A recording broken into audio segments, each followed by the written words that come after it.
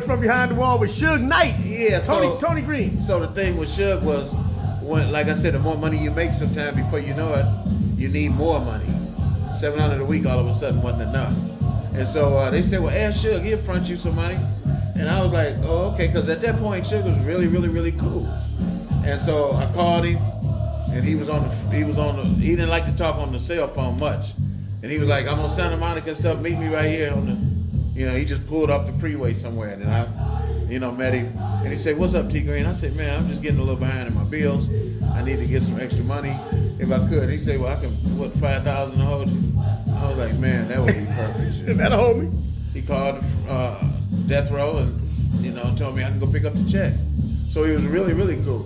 And then, by then, I started getting way more money. My little $700 salary turned into $1,200, $1,500, Then you're doing videos and stuff like that. So So you got paid very well with Death Row. Whole thing. When did Suge Knight change? It seemed like after the Chronic money started coming in.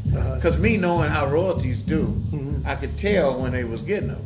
Because all of a sudden Dre had a nice ass chain on, this big diamond. So he got a check. And I was like, oh, that little money coming in, huh, Dre? And he knew I knew too. And he was like, yeah. So, like I said, man, I made more money with them and probably that year than I had the whole time with the Dramatics. Wow. 18 years. Money changed in the game too, didn't it? Around that time? They was getting bigger money. Bigger money out there. Now it's just phenomenal. Phenomenal money. Yeah, they was getting bigger money. And Death Row really opened the door for these people that's getting all this money now. Yeah. You know what I mean? And I got like I said, it was a cushy job. I really liked it. I got a lot of work from being with them. Like this guy, Robbie Robinson, they had a group called The Band. He was a big time old white guy. And back then I used to go do sessions like Cube would call me. I come in there with my hat, go in there, sit the bass up, play the beat, boom, boom, boom. Before you know it, I'm through. I almost finished too fast. Cube was like, hold on, let me hear it back right quick. Listen to it, ain't no mistakes. All right, write that check.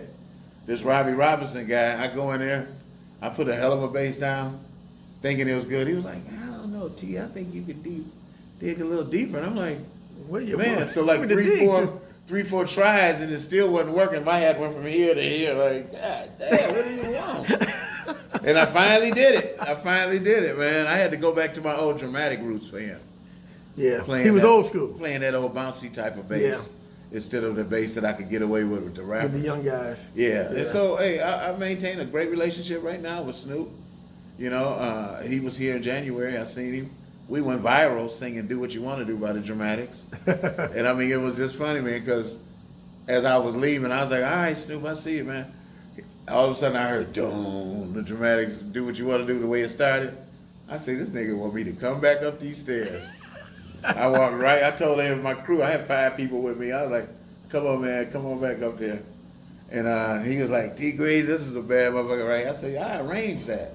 Because I arranged that "Do What You Want to Do" by the Dramatics, And what he thought was horns was keyboard. He learned a lesson that day. Okay. Because he was like, man, I love the horns on this part. I say, man, that's a synthesizer. No, that ain't no keyboard, Yeah. Was that "Do What You Want to Do," what you want to do, what you want to do? Yeah, I arranged it. That album, I got a chance to write 3 songs and rhythm arrange all of those, and then rhythm arrange just "Do What You Want to Do." Because Ron, he was limited on what he could do, whereas LJ, you get on the drums, then after he put put his own bass on, play a keyboard part, and call a guitar player in, Well, Ron couldn't do that, so that's why I was Ron's right hand. We ended up hitting right quick, man, 5 Special, and we did that song for George Clinton, one of those funky things that's been sampled 100 times, bro. The legendary I love sampling. T.Money Green. Sample my shit. Behind the Wall. Sample it.